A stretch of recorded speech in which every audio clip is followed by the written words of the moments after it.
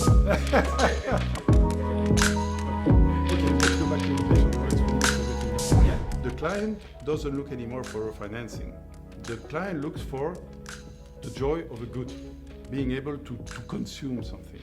And for that, he needs finance. So it's completely different. So the entry point of the client is for him to express what he wants, what he needs. He wants a car, he wants a washing machine, he wants to go on holiday, he wants to do something. And for that, finance is just a subproduct. It's just something that needs to be there. But the relationship between the client and the person who is able to give him the joy of the good is no longer the banker. It's the reseller, it's the supermarket, it's the manufacturer, it's that guy.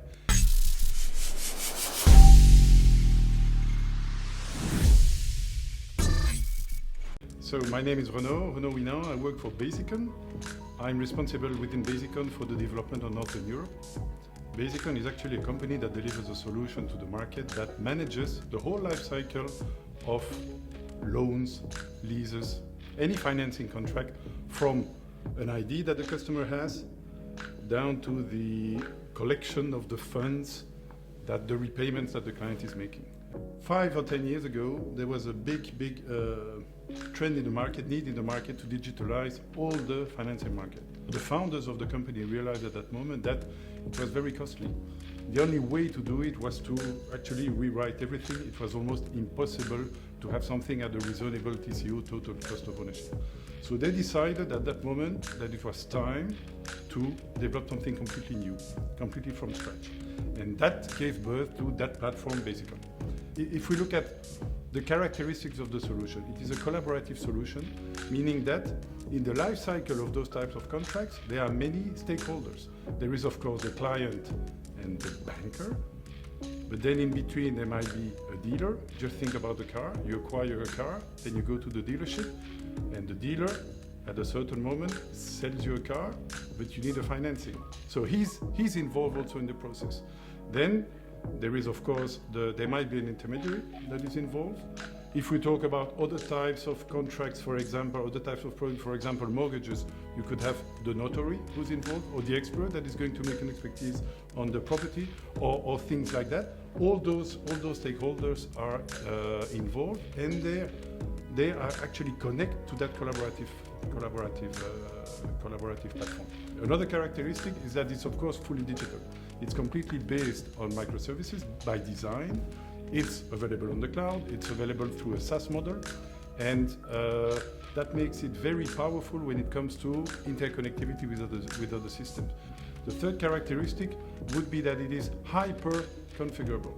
So embedded in the solution, really there are configuration tools that allow really to change completely the behavior of the whole system to stick completely, to cope completely with the needs of each client.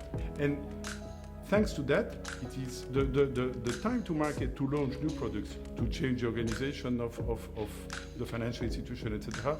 It's just like that. It's very, very easy. It is a question of days to launch a new product, a question of days to change the whole process of the solution. So that's quite unique.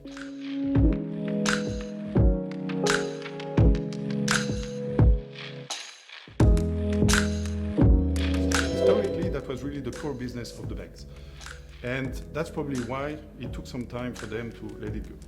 Secondly, I think that one of the reasons also that we have to keep in mind is that when we talk about lending, we talk about risk. And it's not that obvious to evaluate risk. And risk is something that banks are very good at.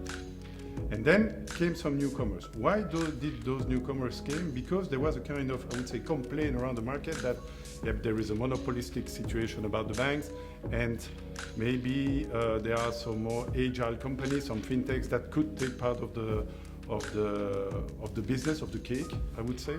And they started with the user experience. So they started with the final client journey about the onboarding of the client. You don't have to go, you client, to an agency or to a branch of the bank, just do it online. And banks were completely incapable of doing that. That's where I would say the FinTech first came. And that was the beginning of the digitalization of the lending market. Okay?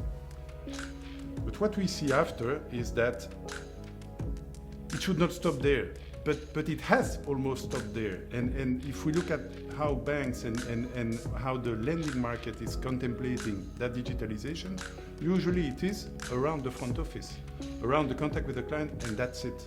And that for me is a mistake. We are convinced at Basikon that the digitalization has to cover the entire stack.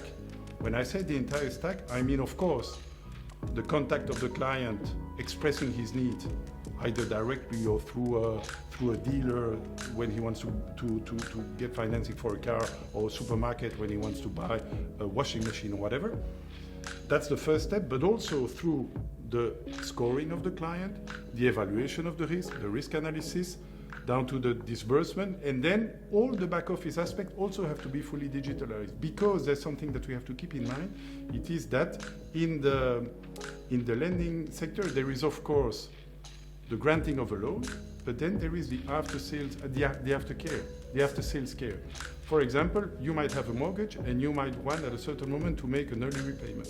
You would like, because interest rates are going up, to extend your contract so that you lower your monthly repayment, things like that. There is no reason for these processes to be different from the initial processes.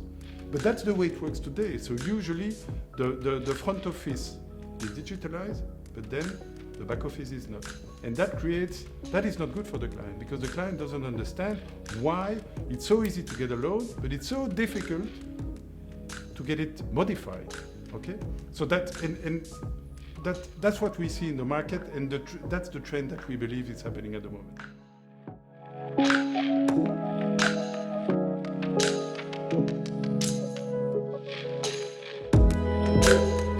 Starting point is that it is no longer the bank who do everything themselves. So it's about collaboration between different stakeholders, the bank of course, but the reseller, the dealer, etc. So it is that being said, it is important to have a solution that allows to do that. So that's really at the center of the conception of our solution.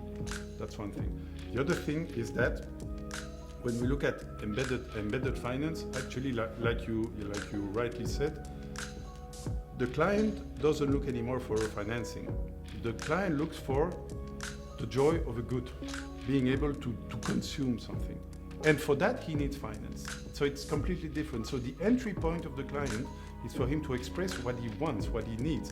He wants a car, he wants a washing machine, he wants to go on holiday, he wants to do something. And for that, finance is just a subproduct. It's just something that needs to be there. But the relationship between the client and the person who is able to give him the joy of the good is no longer the banker. It's the reseller, it's the supermarket, it's the manufacturer, it's that guy. And actually, if we look at the clients today, our clients, the leasing companies, they're not banks. They are more close to that kind of person because they are understanding the needs of the client. And let's take an example. We have a client in France that is delivering leasing, operational lease. I'll come back to that in a few minutes to explain what it is, but full service leasing to farmers, for example, to use a spraying machine on the field. Where is the financing there? It's not there.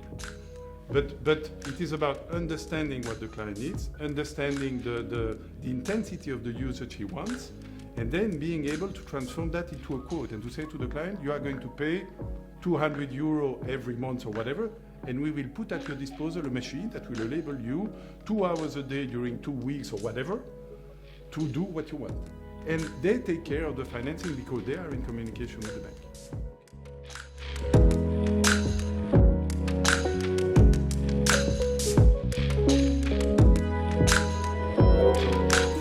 For us, the trend is going to continue. So that means that more and more we are convinced there will be a demand more and more especially for leasing. Okay, really more and more. Probably first of all, in one specific sector, that is the car industry, because of EVs, electronic vehicles, and because of the high cost of those vehicles, there needs to be a way to to allow the end customers to use those cars, and the only way is to propose them a good financing model. And that good financing model is probably a good operational leasing model. So that's a trend that we see. We see, like I was mentioning, moving away from the ownership more towards the renting and the co-renting and the co-sharing, etc. And then we see also a trend, more in consumer finance, of not paying everything now, but you probably heard about buy now, pay later. So I need a washing machine now, but I would like to pay it in 4 times, 5 times, 6 times, etc. And that's also a domain where we are quite active.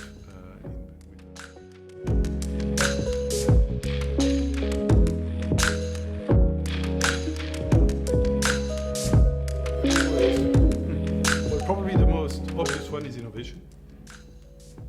The second one would probably be collaboration. And the third one is maybe a bit negative. It is too shy. And that, I link that really to the Belgian mindset. We have great things, but we're afraid to talk about it. We don't dare to go out there and to shout it to the market. Modest. But we are too modest. Right. Exactly, maybe too modest. All right, well, Renaud, thank you very much for your time and for dropping by. You're welcome, Chris. All right. Muy bien.